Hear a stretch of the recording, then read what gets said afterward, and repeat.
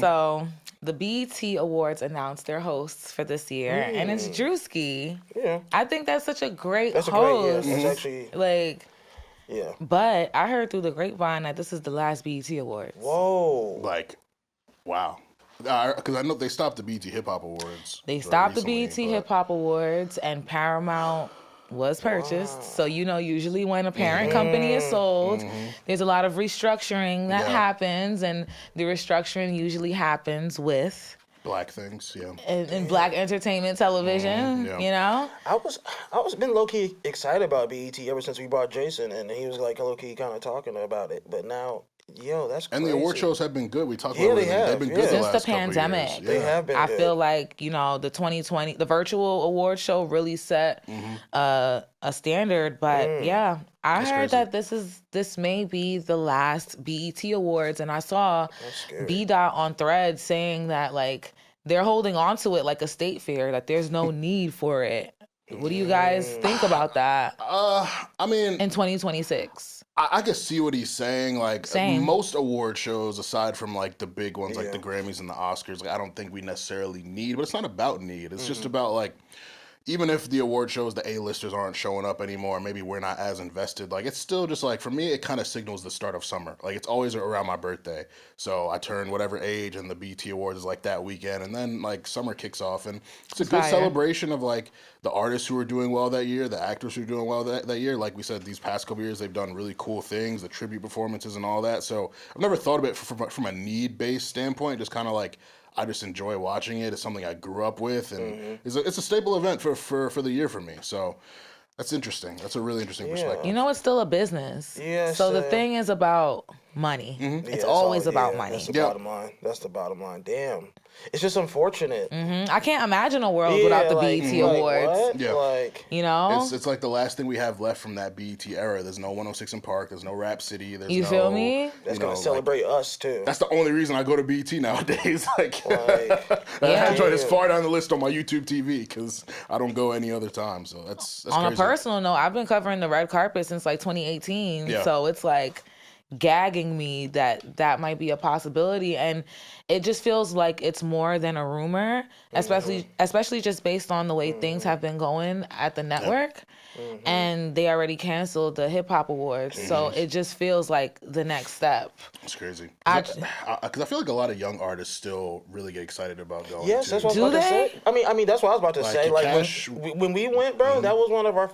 That's a lot of artists, like, the first time on, like, the red carpet or doing something like that. So, yeah, I think it does hold some weight in the sense of, doing something like that. That's for the first time that you get to see big Hollywood flashing lights and be on the red carpet or blue carpet like they do. Yeah, but, it's a big thing. Like, a lot of media, a lot of prestige media still goes out there, too. Like, it's a thing. Even if it's not what it was, it's still, like, one of those events. It's like, yo, we're going. We're sending people. Like, they highlight best new artists and various different things, and like, so yeah, it's still a thing. That's crazy. Yeah, the award show has been very impactful for my career. So like, it's just like a real, like, I'm gonna have to hold back tears if they ever really truly announce that. Yeah. But I hope, just like in Devil Wears Prada 2, there's just some billionaire out there who just cares about media and mass communications and the arts, and like just wants to do something to save it just because they care. Shit, we do have a few black billionaires who it would probably be a real good look. Hove, if you threw your money into it. Yeah. Robert F. Smith, if you threw your money into it, like Oprah, like we got black millionaires and billionaires who could, And they don't even gotta just be billionaires. Like we can just come together and just community build and like do what we have to do to save the things that we care about. So that's one thing that was buzzing, and I'm just like, well, I do want to give a big shout out to Druski though, because we kind of pivoted to the sad aspects of this. Yes. But I'm very hyped for Druski. Like his career is a masterclass, because we see so many of these internet comedians like have their moments and then fizzle out. Shiggy, What's the other Fat Boy SSE? Like you go on and on with the niggas who like are dope. Haha Davis, like they're dope and they kind of fall off. Druski went from them low quality videos to these high produced skits. He's on TV. He's integrated with the NFL, WWE, music, like reality series. Yo, honestly, digital like, content. He has like he's on team. fire. Yeah, like it's like you can like he's on fire.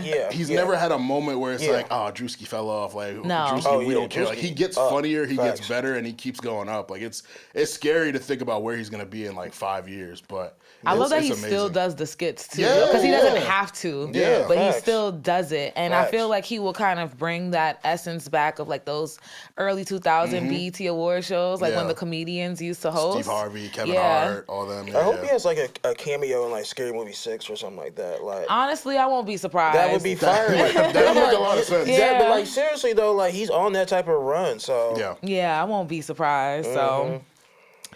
Shout out to Druski, shout out to BT. Hopefully, you know, we preserve the things that matter to us and the culture. Moving on to the next What's Buzzin' item, Love Island Beyond the Villa. Are you guys tapped in? Very much so. That's your guys. Armand being tapped into Beyond the Villa. Did you watch Sinners yet? That's crazy. Zoom in on him. I slept on my flight. Let me call Caitlin. The flight got real chaotic. We'll get into that in the lunch break. Let me call her. I did not live up to my word. But you watched Beyond the Villa. I'm tapped in every Wednesday. It sucked me back in. Similar to the season of the Love Island season 7, there are entertaining aspects of the show, but it's just a reminder of how annoying this cast was and how annoying some people have gotten. I think fame, I think social media, for sure. All these things have gotten to these people's heads and it's skewed how they act. Like Hannah was one of my favorite characters in season 7. I remember you saying that. She was so cool. She was funny. She was normal. Any conflict she approached from a very rational standpoint. And now we see with this Pepe, Iris, TJ thing, like she's talking like one of these women on social media who just like hate men type. He's unk. Yeah, like I want to call him chopped and unk, but you was on him. You was crying like he was like, come on now, like let's not do that. That's corny. Like, so she's really. I see her in a pretty bad light now, which I never expected. I don't like the whole conglomerate of her, Iris, TJ feeling charged up with the women backing him, the way he's talking to Pepe, like, yo, we know you're not really like that. Like you're not like that, bro. At all. Yeah, it's like, it's stupid and it's annoying, but I'm locked in. Like, Love Island found a way to get me back into it, so I'm here. But there's a lot of things I see that just frustrate me. Justice for Pepe, because that is the biggest thing that I'm seeing that is frustrating me. Yeah, it's crazy because the narrative was he said made up lies about TJ. Right. But the way the show is edited, it makes him look sympathetic and makes Hannah and them look like the bullies. They're trying to make him seem like the bad guy, but he comes out looking better than them. I mean, he did admit that he did say something. Right, though. because he heard it through the grapevine. It's not like he made it up. He did throw salt on TJ's name. For sure. And I mean, like, putting myself in his position when he was with Iris, and Charlie told us they were talking about TJ already because of his TikToks. So if you see a nigga making corny TikToks about y'all, and then you're like, oh, I heard this thing, like he's moved on anyways, it's a natural thing that would come up. I don't think he was like trying to dirty Matt, because at the time he had her and she didn't. Mm-hmm. So I get it, but it's still nasty. It's still nasty to bring up. Yeah, because you're not supposed to do that as a man. Right, exactly. You know? Yeah. But he was talking to his lady and his friends, so it was supposed to be a safe space. And I think that Iris is just trying to, like, not take accountability for not being as transparent as she's claiming that she was about linking up with TJ post Villa. Yeah. Because, it does seem like both of them are saying like, there was a conversation that was had, and Pepe said, you should go see him. But Pepe's like, I didn't know you was about to get off the plane and go see him. And that's fair because TMZ spotted her, and for TMZ to capture that means that that's T. Like, what are you doing with TJ after you were just at the reunion with Pepe saying that that's your man? I was Final Four talking about, I never thought I'd be here with you, but we're here, and we're going to make this work, doing every podcast interview together. Like, it was odd. Like, as much as we knew she really wanted TJ. Her and Pepe made it look like they was really. She made it seem like, but you know what? I'm not gonna lie. That's good for Pepe. That's good for Pepe for curving Andreina. Yeah, actually. The show wouldn't even be here if he would have explored his connection with Andreina. And I'm going to be honest with you, he had me gagged when he curved her. Yeah, I was shocked. Because that nigga came in on go mode. He was with whatever. He started speaking Spanish as soon as she walked through the door. He said, ay, caramba, mommy. Like, okay. And then she goes, all right, I think I want to explore our connection, Pepe. And then he's like, nah, I'm good. Like, I was like, wow. And that gagged me. And neither of them would be in the position that they're in had they explored each other. And justice for Andreina, too, because Jeremiah playing with her. Yeah, like that's... It'd be the lames, too. I mean, I love Jeremiah, no shade. But he does have a little lame to him. You feel me? He does. You can just peep it. It's lame. It's passable. Yeah, like, it's corny. It's more corny. Like, it's just like charmingly corny. Right. He walks that line. But why are you playing with my sis? Yeah, I'm shocked because, like, bro, we saw them in the villa. They was immediately, and I get, like, you might kisses. You might be attracted to someone and then develop a friendship, but it's like the friendship to me would only strengthen the romantic thing that's there. That's how it works. So I'm really confused. That's why I thought it works. Bro, if you see them on TikTok, they're everywhere together. Really? Bestie. On live all the time. Like, they've got, like, you could just look at them and see like an aura around them where it's like, yeah, y'all should be together. Like, what's good with you, bro? And there was, the only reason they're not together is because, like, America hated and like got him off the villa. But yeah, I remember that. So it's like, yo, y'all should really, do your thing. Yeah, but do it now. Yeah. You know, who else we voted off wrongfully? Taylor and Clarke. But now seeing them in the real world, it's like... Yeah.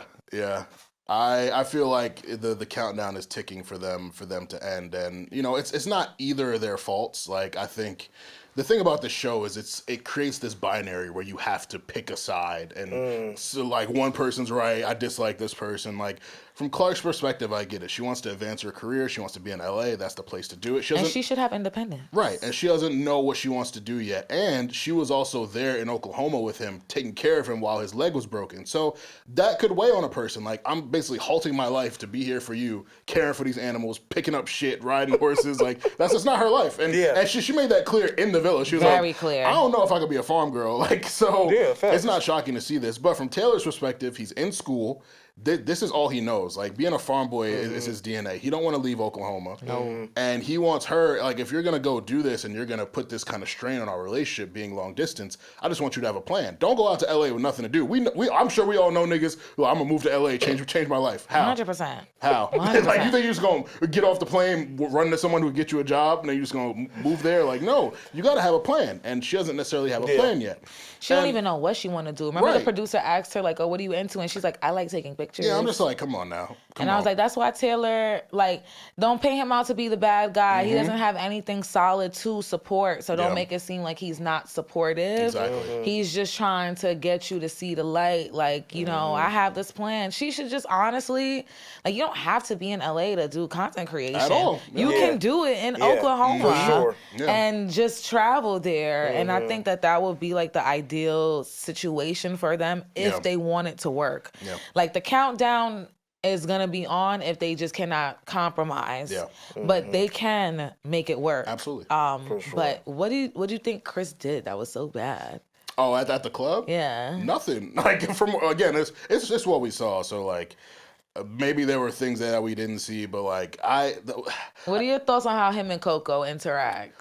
I feel like they have chemistry, but I think she's taking her time. Chris has told us he's the one who likes to take his time too. So, like, I think that's really what they're doing, because the villa puts that pressure on you to kind of move fast. And so now that they're out of it, they're kind of dating how real people do. I mean, I be falling fast. Yeah, y'all know me. I get locked in quick, but both of them seem like very patient.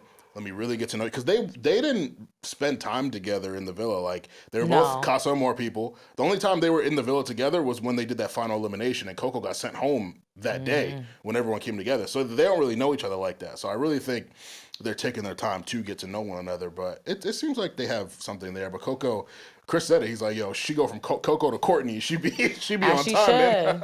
As she should. As women, we must always set the bar, because a man will be comfortable where the bar is at and will just stay lazy. So you got to let him know, like, yeah, if I'm wearing heels, I need you to be attentive to me. I need you to, you know, be on point. Wear 2 pair of socks and give me one so I could and hold my heels. Whatever you gotta do, you know, figure it out. So.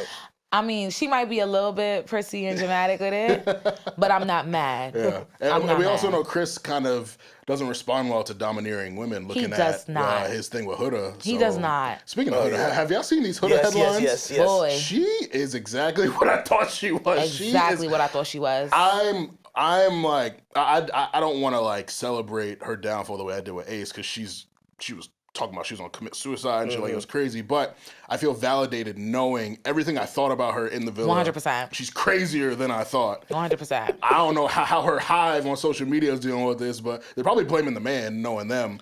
She still has a hive? I don't know. It's like a baby wood. It's like a baby wood. But like, after the Huda Beauty dropped her, I think everyone woke up. I hope so. I think everyone woke up. And then when we saw a video of her, she was in the studio with some producer. Was it London on the track? I think it was London on the track.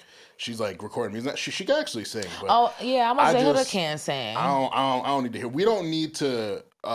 What's the word I'm looking for? Amplify her this woman. Putting her emotions out on out on record. Yeah, we don't need to put money in her pocket. Or we don't need to do that. We don't need to exploit her emotions. I was gagged when Chris's mom claimed to like her when they came. Shocked. I was like, wait, what did you guys see? Maybe they just didn't see enough. They only started watching when Chris was on. Yeah, which would make sense. But Chris, he reminds me of guys that I know. Like, it's like borderline corny, borderline charming. Like, I do like when a guy performs a little bit to like get my attention. Like, yeah, you like me? I mean, you be performing. What's the most y'all ever did to like swoon a girl and get her attention? Especially men and like people that can like walk that corny cool line. Like, that's like a lot of women fuck with corny niggas. Yeah, like, and you kind of have to perform. Like, right? What's some performative shit y'all did? Like, you gotta amplify who you are. How much time do you have? I've done so much. Let me know. Come on, Ramon. I've done the crossover, behind the back. I've done it all. Like, for real?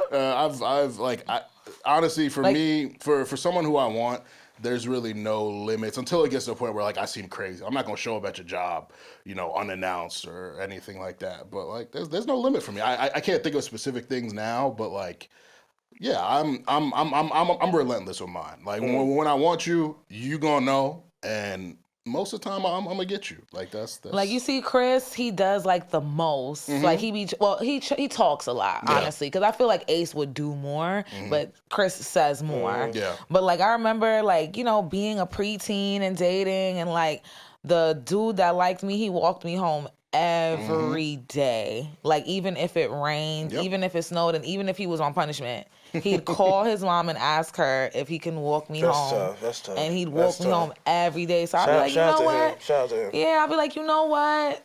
I do like when niggas perform a little bit on some Chris shit. Like, you got to. That's what women want. Like, yeah, I mean, yeah. And if you want her, effort. If you like her, exactly. You might as well. Like, but sometimes Chris be doing like the kiss. I felt like was a lot. The mistletoe kiss. Oh yeah. He sometimes crosses that line. That nigga wanted some lips bad. And he was just like, that's it? That church kiss? Like, Love Island, it comes out when this airs. Yeah. So we gonna find out what Coco turned into Courtney for this time. Yeah, and there's looking to be some drama with Amaya and Brian again, even though they seem to be cordial, so we'll see. Amaya she's not letting what he did go, and she just needs to just hold that. Which I get. Yeah, I don't blame her for that. Like, no shade. I don't blame her, but yeah. But moving on to some new music that's been buzzing. Bryson Tiller, I saw him on my feed. I was still traveling, so I didn't want to listen to it with sound on. And people were talking about like his vocals sounding bad on his latest single, It's Okay. And then I listened to it, and I was just like, this is how he always sounds. Like, what is the problem? Yeah, I swear people swear they have Quincy Jones ears. Like, please, oh, it's not mixed right. That might be the title of the episode. I'm like, bro, Quincy Jones. People are crazy sometimes with the music stuff. Like, you guys swear you guys hear something that's like off key and bass. Like, stop. Yeah. I love Bryson releasing girl anthems. Yeah, for sure. Important. That's what he does best. Like what? No, but like these specific type. Like whatever she wants. wants, it's okay type. When the chorus come on, with that little choir, like, that's who you are. I'm like, you know what? Shaking my ass, that is who I am. It is okay. Yeah. I'll say about the note, like, it was a very ambitious note. I can't remember the last time he's tried to hit something like that. Yeah, for sure. But for me, I don't go into Bryson records expecting elite vocals. Like Exchange, as amazing as a record is, we hear him. He's not up there in terms of vocalists. So I kind of grade it on a different scale, not to excuse what people think is bad singing, but I'm here for the writing, the production. He's named Penn Griffey for a reason. I'm here for the groove, the melody, all that. I'm not here to hear Usher type vocals on a Bryson Tiller song. That's just not what I go for. It's a bop. I really fuck with the record. I think it's great. And I hate this culture we're in now to kind of take go off Will's point, the Quincy Jones ears. Like, people love to cancel songs for one aspect of it. Like, he hits that note twice. The rest of the song, do you like it? Do you like it? Do you like the rest of the song? Yes. Like, do you hate that part so much that it takes you out of the entirety of the song? Right. It's a 2-minute something song. Like, is it really so bad that you can't fuck with the rest of it? It's a great record. It's one of his best songs he's dropped in a while. Agreed. I thought I was just being biased. No, seriously. When I clicked on it, I was like, hold on a second. Bro. And the video looked hard too. I was he got his weight up. I was like, okay. Yeah, no, like he seems like he's in his own. Yeah, I know he dropped a double album last year. I think he's coming right back this year. It's 2016. You got to come outside. Everybody coming outside. You got to. Oh, it's 2026 rather. But 10 years since 2016. I know what you meant. You might as well come outside. Everybody else coming outside. So yeah, I don't know. It seems like he's getting to that place where maybe he's leaning into his stardom finally, or just leaning into his talent a little bit. I mean, people still love him. No matter what he does. That's what it is. Yeah, he got bills. Yeah, that too. He got kids. Yeah, that too. Yeah, and I was at his Rolling Loud set a couple years ago. Like, his hold on the people, even as much as people try to say he's fallen off or he'll never hit that point again, like, his hold on the people is still there, and people rock with his new music. Like, the sales may not reflect it, but he's a nice narrative wise, people aside from True to Self, which I really like still, they slandered it too much. It did not deserve that much slander. I honestly don't. No one has ever said specifically why they dislike that album. Because they're fickle. It's like, oh, it was just whack. I'm like, all right, they're fickle. If you're not gonna give me a reason, then there's no point in talking. But I hate that he agreed with it too and validated the reviews. Yeah, like, damn, nigga. He's like, yeah, I was depressed. Yeah, I'm like, damn, well, nigga, you made some heat while you was depressed. Okay. What's the one? Running Me Dry. That joint. My God. Set it off. Like, he got joints on there. I'm like, bro, if you made this depressed, you a different animal. Like, you feel me? But yeah, it's okay joint. The conversation about it is stupid. Social media is gonna always social media.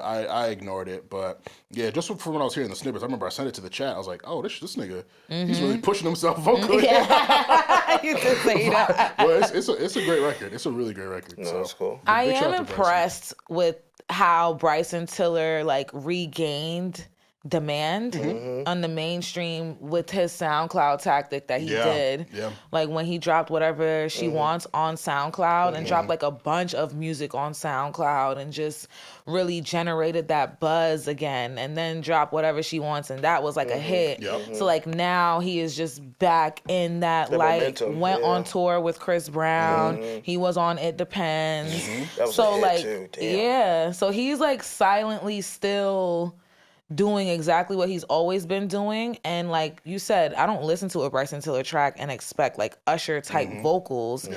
And when I was still an intern when he did his interview with The Source magazine. Carrie did the interview. Shout out to Carrie. My dog. But Tiller said his dream would be to be the dream. Yeah. It's just that Don't went viral. Yeah. So he ended up having to get pulled from out of the behind the scenes. But yeah, he wants to be a songwriter. So it's honestly, a lot of artists need it. So if Bryson kind of just leans into that and write for other people, oh my God, I'd love to see that. He could go crazy. Yeah. I'd love to see that. He could write for girls. He could write for everybody. Yes. He could be doing everything. Everything. I think him and Coco Jones should lock. I was just about to say that. I think he would help her a lot because I did like her last album, but there's still something missing for her. And Bryson writes with a level of conviction that we haven't heard since the man that we can't mention. Yeah. No, seriously though. you know, it's really dope to hear just new Bryson and the moment that R&B is having overall. Yep, for sure. Chris Brown also dropped a new song. And that Twitter tore that song up. Like Twitter tore that song to shreds. What were they saying? Like what? Like about the video? It was more so the video than actually and his the music vocals. itself. The vocals, the music everything. itself. Yeah, honestly, it was very just like campy and like kind of like it was walking that line of cool corny, and it kind of leaned a little bit to corny. Yeah, people were calling it Sinner's cosplay, which I can't speak to since I didn't see it. But he still don't know. He still don't know. This nigga don't know what we talking about. That, and then like Fetty Wap dropped a song like a month or two ago with a video that that had the aesthetic from what the people say. He did. I didn't watch it. Yeah, so I think that on top of just anything Chris Brown does, like people are just automatically gonna hate. And like the thing that is funny to me about the hate for this is like y'all for the last maybe decade have been saying Chris Brown makes the same song over and over and over, which isn't true. Like one, it's not true.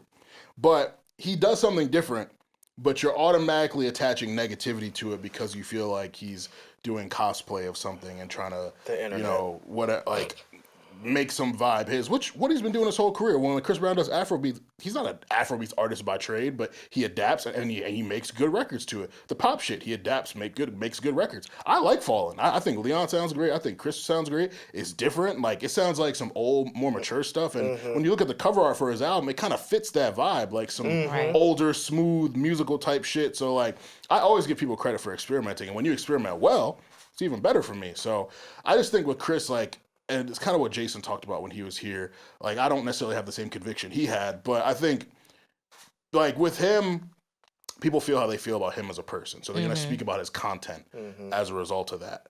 It's been so long. He's been, from what I know, there hasn't really been any negative headlines about him in the last couple of years. Like, he's kind of just been focused on the music, just chilling.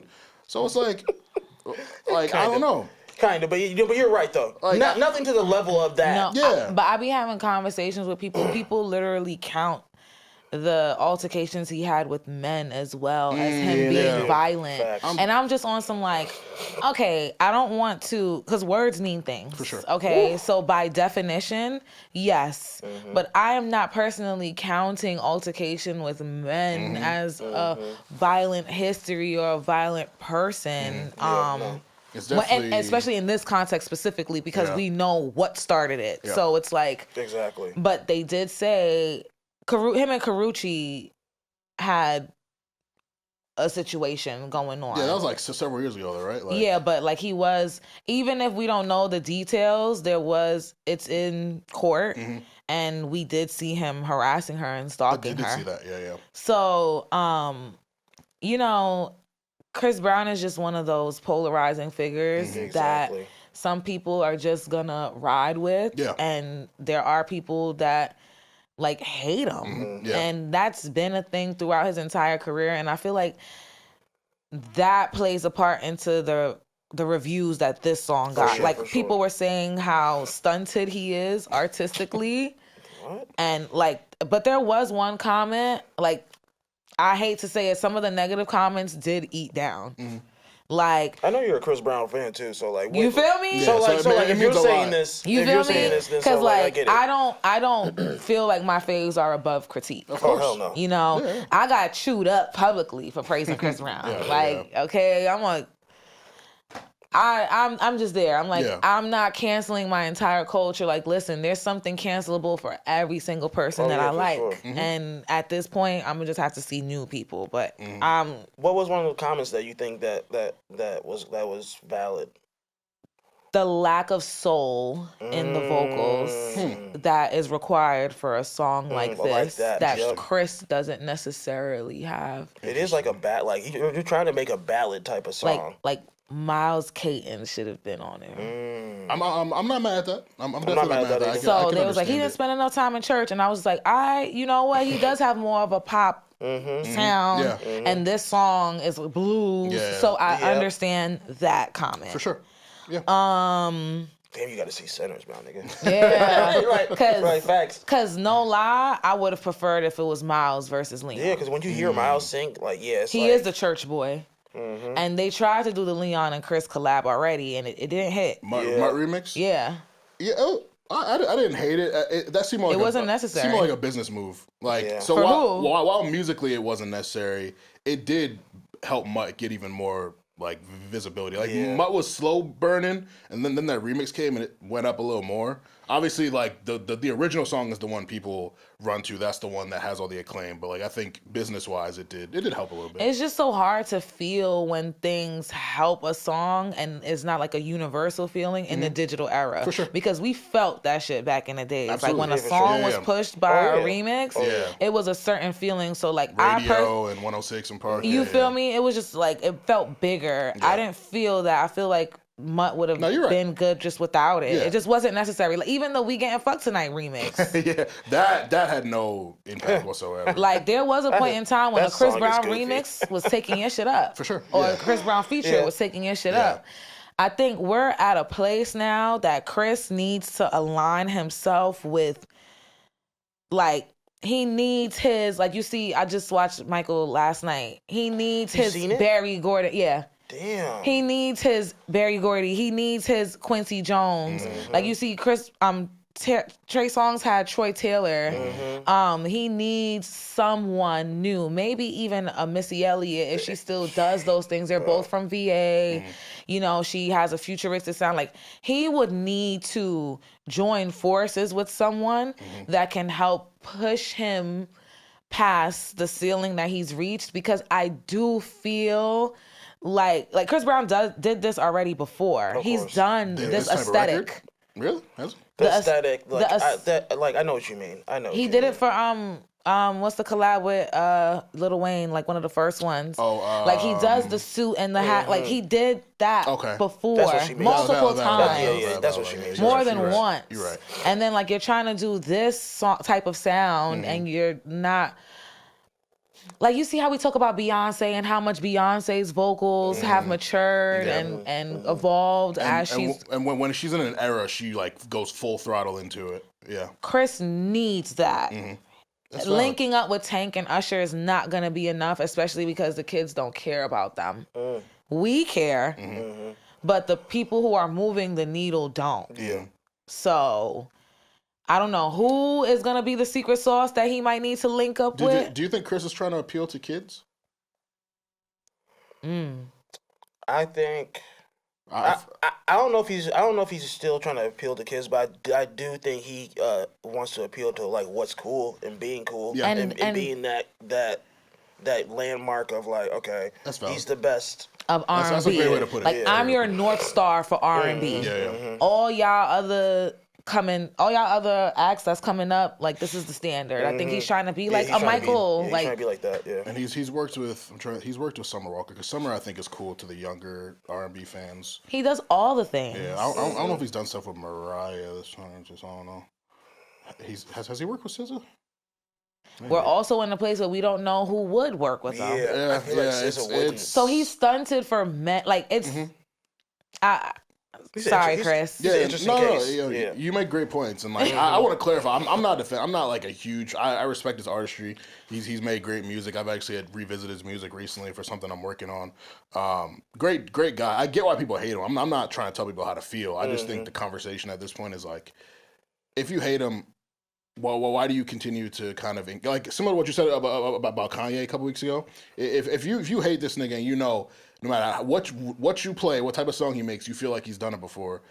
Well, why do you keep going back? Why do you take the time out to? Well, it might not be the same people. So when people ask that question, I'm like, it's probably not the same people doing the things, but like. It gets crazy. Like Kelly Rowland is getting dragged on Twitter every day because she like spoke up in support of Chris Brown. Yeah. Like if a woman, Victoria Monet was getting dragged for attending the concert. If any woman does anything, Jordan Sparks. If any woman does anything, especially in that space that like supports Chris Brown, they get dragged. But then someone like a Kehlani who did something like remove Tory Lanez off your album and do all this solidarity and things like that. But then now you have Chris Brown calling you twin. That's Kehlani's a really interesting case. Yeah, she's funny. Listen, that girl got Bryson writing songs about her. She's something. Victoria, like, listen. She gotta have that. That water. That's flat. Hello. But yeah, that's all that's been buzzing, man. We got a lot of R&B moments, you know, to be the soundtrack bed for all our Love Island shenanigans. And hopefully there will still be a BET Awards in 2027, 2028, 2029, and beyond. We gonna see.